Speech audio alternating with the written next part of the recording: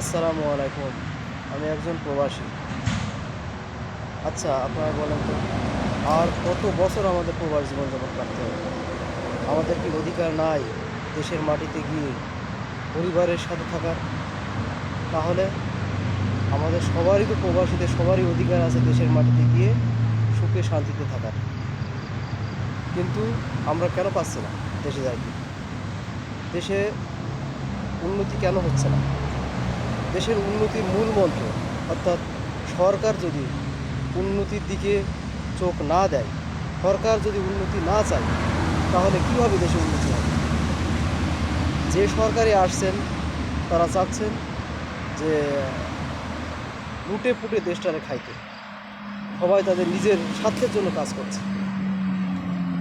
এমন সরকার আমরা দেশে চাই যে সরকার দেশের উন্নতির প্রকল্পে কাজ করবে, যে সরকার উন্নতির স্বার্থে কাজ করবে।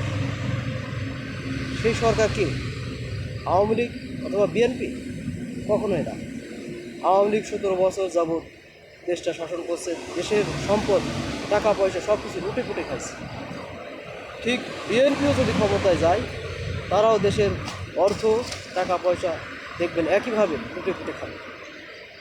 আমাদের অবশ্যই উচিত জামাত ইসলামীকে দেশের স্বার্থে কাজ করার সুযোগ দেওয়া।